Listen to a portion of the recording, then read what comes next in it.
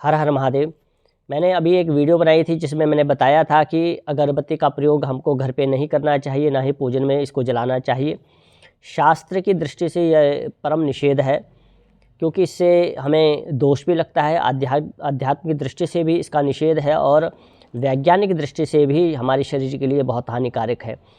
इसके अलावा जो बाज़ार में वर्तमान में इस समय धूप उपलब्ध हो रही है बड़ी बड़ी कंपनियों के माध्यम से, तो वह भी बहुत अशुद्ध है, अप्रामाणिक है। और वह भी उस प्रकार की एक प्रकार की जो धूप इस समय बाज़ार में मिल रही है, वह हमको एक प्रकार से जहर ही उसको बेचा जा रहा है, और वह भी इतनी अशुद्ध है कि आप कल्पना नहीं कर सकते। जैसे मैंने पहले बताया था कि उसमें पशुओं के खून से बने हुए केमिकल का भी प्रयोग होता है, और जो आपकी चप्पल, जो जिस चप्पल को हम पहनते हैं, जो कैंची चप्पल इत्यादि होती है, उनकी रबड़ भी धूप की फैक्ट्रियों में जाते हुए लोगों ने देखा है। तो इस प्रकार से वह परम अशुद्ध और अपवित्र है, और वैसे भी हमारे स्वास्थ्य के लिए भी बहुत हानिकारक है। तो कई लोगों ने फिर मुझे कहा कि गुरुजी, अगर हम अगरबत्ती और धूप का प्रयोग बाज़ार की नहीं कर सकते, तो हम फिर जलाना चाहते हैं धूप। और शास्त्रों में पूजन में, यज्ञ में, पूजन में, अपने अनुष्ठान में, और वैसे भी नित्य प्रति घर पे धूप और दीप अवश्य होना चाहिए। तो क्योंकि हमारे भारतीय संस्कृति में यह पूजन का, साधना का एक अभिन्न अंग है, नित्य प्रति इसको जलाना ही चाहिए। तो जब ये बाज़ार से धूप अगरबत्ती तो चाहे शुद्ध भी हो, पर वह जलानी ही नहीं चाहिए, क्योंकि उसमें बाँस होता है, मैंने पहले भी बताया है। और धूप के नाम पर जो कूड़ा इस समय जहर हमको मिल रहा है, वह हमारी संस्कृति को भी बर्बाद कर रहा है, और हमारे आध्यात्मिक जो एक ऊर्जा हमारे पास रहती है साधना के द्वारा, पूजन के द्वारा, अपने भक्ति के द्वारा, तो वह भी उससे उसका भी ह्रास होता है।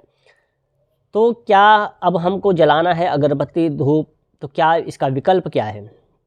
देखिए, वर्तमान में कई गौशालाएँ भी ये धूप बना रही हैं, और उनमें से भी कई लोगों की शिकायत हुई है कि शिकायत आती रहती है कि उन धूपों में भी एसेंस है, केमिकल डाला जाता है, और पता नहीं प्रामाणिक है कि नहीं है। तो गौशालाओं की धूप में भी कईयों के मन में संदेह रहता है। तो सबसे अच्छा आज मैं आपको बताने जा रहा हूँ कि अगर आप घर पे ही धूप का प्रयोग कर सकें, बना सकें, निर्माण कर सकें, तो सबसे उचित रहेगा। बहुत बड़ी इसमें कोई लंबी चौड़ी मेहनत नहीं है, थोड़े से प्रयास से ही, थोड़े से परिश्रम से ही आप घर पे ही धूप का निर्माण कर सकते हो। थोड़ा-सा आपको थोड़ा श्रम लगेगा, लेकिन अपने घर के वातावरण को, सकारात्मक ऊर्जा को बढ़ाना चाहते हो, अपने घर के वातावरण को शुद्ध और पवित्र बनाना चाहते हो, अपनी संस्कृति को बचाना चाहते हो, तो इस थोड़े से श्रम को आपको करना ही चाहिए। क्योंकि बाज़ार से आज हम जो भी लाते हैं, उसको जलाते हैं, प्रयोग करते हैं, तो बाज़ार वालों को भी आदत पड़ गई है, कंपनियों को, कि हम जो भी बना रहे हैं वह सब बिकता है, तो इसलिए वो जो मर्ज़ी हमको बना के परोस रहे हैं। तो आज मैं बता रहा हूँ, बहुत सरल विधि है, बहुत इतनी सरल विधि है कि आप बहुत कम प्रयास से इसको, बहुत कम बजट में इसको बना सकते हैं। तो अब अगर आपको साधारण धूप बनानी है, वैसे तो मैंने कहा कि हमारे यहाँ विभिन्न प्रकार के धूप का वर्णन है, पंचांग, अष्टांग, दशांग, षोडशांग, विजय, प्रबोध इत्यादि कई प्रकार के धूपों का हमारे यहाँ वर्णन है। और उन अलग अलग धूपों में अलग अलग द्रव्य सामग्रियों का, जो जड़ी बूटियों का प्रयोग किया गया है, प्रयोग बताया गया है। तंत्र शास्त्र में भी कई प्रकार की धूपों का वर्णन है, तो वो एक अलग विषय है। लेकिन यहाँ पे मैं जो नित्य प्रति घर पे हम जला सके प्रामाणिक ढंग से, तो कैसे हम धूप का निर्माण घर पे कर सकते हैं, आज उसके विषय में आपको मैं बता रहा हूँ। देखिए, आपको आपके आसपास कहीं गौशालाएँ हैं, गौशाला होगी, या आसपास कहीं किसी के यहाँ शुद्ध भारतीय देसी गाय, अगर मैं गाय का बता रहा हूँ तो शुद्ध भारतीय देसी गाय का ही इसमें गोबर का प्रयोग होगा। उस देसी गाय का अगर आपको ताज़ा गोबर मिले तो सबसे अच्छा है। अगर आपके पास लगभग 1 किलो यहाँ पे आपको गोबर मिलता है देसी गाय का, तो उस 1 किलो देसी गाय के गोबर में आपने 100 ग्राम जो शुद्ध गुग्गल होता है, जो जिसमें अच्छी खुशबू आती है, जो प्रामाणिक शुद्ध गुग्गल होता है, तो 100 ग्राम आप उसमें गुग्गल डाल दीजिए कूट के, ठीक है। और उसमें 50 ग्राम आपने पीली राल को डाल देना है। 1 किलो ताज़े गोबर में, गीले गोबर में आपने 100 ग्राम इसमें ये गूगल डाल देनी है और 50 ग्राम उसमें पीली राल आप डाल दें और उसमें 50 ग्राम ही आप कपूर भी डाल दें और उसमें 50 ग्राम के लगभग आप घी भी डाल दें। बस इतना सा आपने काम करना है। सिर्फ इतनी ही सामग्री आप डालें तो पर्याप्त है, बहुत ज़्यादा जड़ी बूटी डालने की आपको आवश्यकता नहीं है। तो जब आपने 1 किलो घी 1 किलो गीले गोबर में 100 ग्राम गूगल, 50 ग्राम पीली राल और 50 ग्राम कपूर और 50 ग्राम उसमें आपने गाय का शुद्ध घी, इन्हें सबको आप अच्छी तरह मिला दें और उसकी छोटी छोटी बातियाँ आप बना दें, बत्तियाँ बना दें।